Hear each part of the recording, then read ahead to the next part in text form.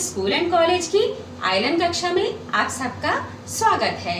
मैं आपकी हिंदी की अध्यापिका सुश्री सुबुही खान आप सबको आज पढ़ाने जा रही हूँ हिंदी व्याकरण का दूसरा पाठ, जिसका शीर्षक है मात्रा ज्ञान।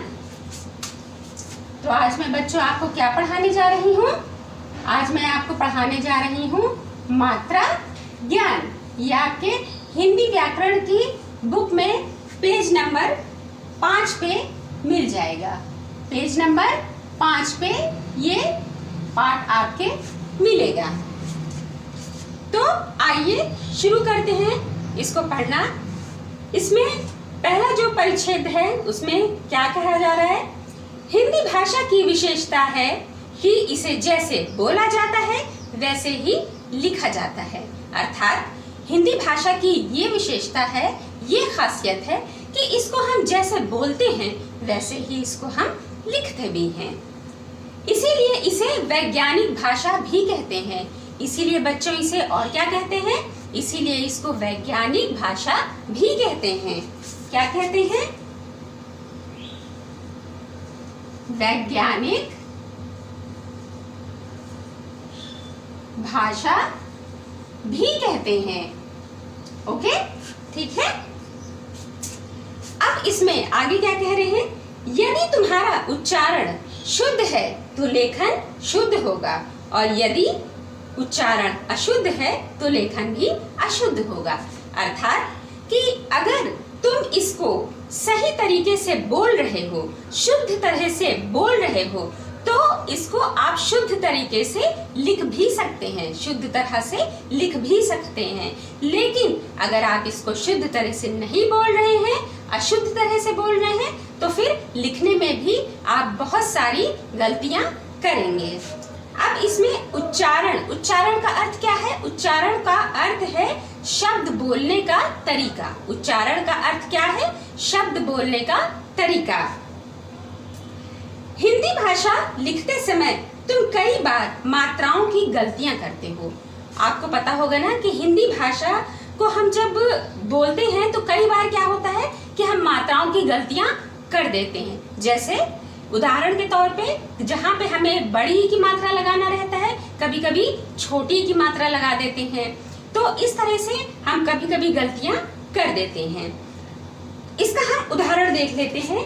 जैसे कि हमने लिखा किरण। जैसे हमने क्या लिखा? किरण। अब किरण में हमने कौन सी मात्रा लगाई? हमने छोटी की मात्रा लगाई। अब किरण जो है वो शुद्ध है, ठीक है, शुद्ध शब्द है। लेकिन अगर हम इसको इस तरह से लिखें बड़ी की मात्रा में लगा के, तो ये अशुद्ध शब्द हो जाएगा। कौन सा शब्द हो जाएगा? अशुद्ध शब्द हो जाएगा। कैसे? क्योंकि इसमें हमने मात्रा की गलती कर दी। अब हम दूसरा उदाहरण देखते हैं। दूसरे उदाहरण में हम लिखते हैं कबीर। आपने बच्चों सुना होगा कबीर के दोहे, सुना है कि नहीं? कबीर के दोहे, रहीम के दोहे सुना है ना? तो ये अब हमारे बा में, इस शब्द में बा में कौन सी मात्रा लग रही है? इसमें बड़ी की मात्रा लग रही है। का, बा में बड़ी की मात्रा, रा, कबीर। अब अगर हम इसमें मात्रा की गलती करते हैं तो इसको हम कैसे लिखेंगे? इसको हम ऐसे लिखेंगे, कबीर। अब देखिए, क्या आपने बच्चों कभी सुना है कि कबीर के दोहे सुना है? नहीं सुना होगा ना। हमेशा क्या सुना होगा? हमेशा सुना होगा आपने कबीर के दोहे। तो कबीर फर्क है ना? कबीर। तो इसमें क्या हुआ? इसमें जो उच्चारण है, जो बोलने का तरीका है वो बदला। तो जब बोलने का तरीका बदला तो मात्रा भी बदल गई। जब मात्रा बदली तब क्या हुआ? जो हमारा शुद्ध शब्द था वो क्या बन गया? वो अशुद्ध बन गया। ठीक, अब हम इसका आगे का परिच्छेद देखते हैं। ध्वनियों के उच्चारण के सही ज्ञान से तुम भाषा के शुद्ध लेखन की कला सीख सकते हो। अब यहाँ पे ध्वनि क्या है? ध्वनि का क्या मतलब है? ध्वनि का मतलब है आवाज। ध्वनि का क्या मतलब है? ध्वनि का मतलब है आवाज, ठीक है, ध्वनि का मतलब है आवाज। तो ध्वनि के उच्चारण के सही ज्ञान से तुम भाषा के शुद्ध लेखन की कला सीख सकते हो। अब जैसे अर्थात इसमें क्या मतलब है कि अगर हम किसी वाक्य को सही तरह से बोल रहे हैं तो हम उसको लिख भी सकते हैं। जैसे कि पहले हमने कबीर का आपको उदाहरण दिया कि अगर हमारी ध्वनि सही है, अगर हमारी आवाज या बोलने का तरीका सही है, ध्वनि सही है, तो हम उसको सही तरह से लिख भी सकते हैं, ठीक है। अब आगे क्या कह रहे हैं, मात्राओं का सही प्रयोग न करने पर वर्तनी की अशुद्धि होने के साथ साथ कभी कभी अर्थ का भी अनर्थ हो जाता है। क्या कह रहे हैं इसमें, अर्थात कि कभी कभी जब हम मात्राओं की गलतियां करते हैं तो सिर्फ उसका शब्द ही अशुद्ध नहीं होता, बल्कि उसके अर्थ का भी अनर्थ हो जाता है ना, अर्थ का भी अनर्थ हो जाता है। जैसे दिन है, दिन जैसे हमें लिखना है दिन, है ना, हमने लिखा। अब दिन का मतलब होता है, दिन का अर्थ क्या होता है, दिन का अर्थ होता है दिवस। अब जैसे दिन लिखा, दिन तो अशुद्ध शब्द है, जैसे कि आपको पता होगा, इसमें छोटी ई की मात्रा लगती है, ये शुद्ध शब्द है।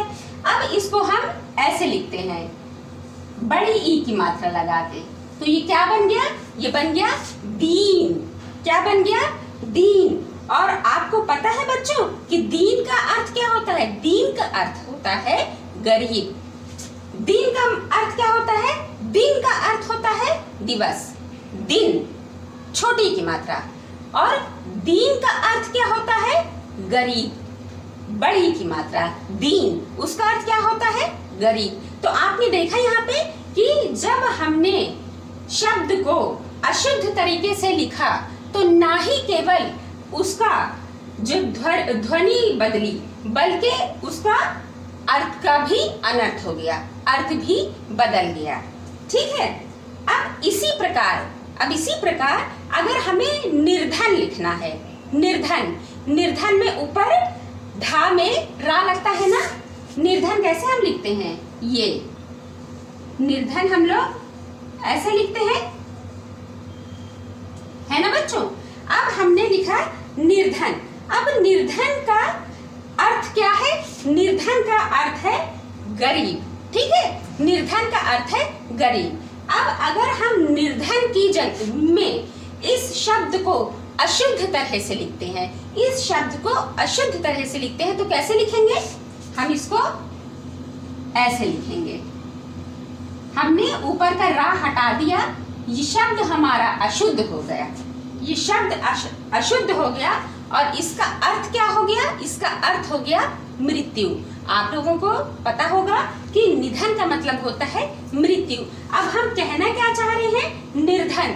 अब हम कहना चाह रहे हैं कि वह व्यक्ति निर्धन है, वह व्यक्ति गरीब है, लेकिन हमने ऊपर का अगर रा हटा दिया तो क्या इसका अर्थ हो गया, इसका अर्थ हो गया निधन, है ना, मृत्यु। तो बच्चों आपने देखा कि इसमें किस तरह से अगर हम मात्रा की गलतियां करते हैं तो हमारा पूरा शब्द ही अशुद्ध हो जाता है, और उसका जो अर्थ है वो भी बिल्कुल बदल जाता है, ठीक है बच्चों। तो अब ये पाठ हमारा पूरा हो गया है। इसमें देखिए, इसमें क्या क्या बातें बताई गई। इसमें जो पहली बात बताई गई वो ये कि हिंदी भाषा की विशेषता ये है कि ये जिस तरह से हम बोलते हैं उसी तरह से हम लिखते हैं, और इसे क्या कहते हैं, इसे वैज्ञानिक भाषा भी कहते हैं। और इसे क्या कहते हैं, इसे वैज्ञानिक भाषा भी कहते हैं, ये वैज्ञानिक भाषा। और हम कई बार क्या करते हैं, मात्राओं की गलतियां करते हैं, तो वो हमें नहीं करना चाहिए। मात्राओं को सही तरह से लगाना चाहिए। लिखते समय हमें इस बात का पूरा ध्यान रखना चाहिए कि हम शुद्ध बोले भी और शुद्ध लिखे भी। तो बच्चों ये पाठ हमारा यहीं पे समाप्त होता है। अब मैं आपसे एक खास बात करना चाहती हूँ, वो ये बच्चों कि हमारा जो जीवन है वो बहुत ज़रूरी है सबके लिए।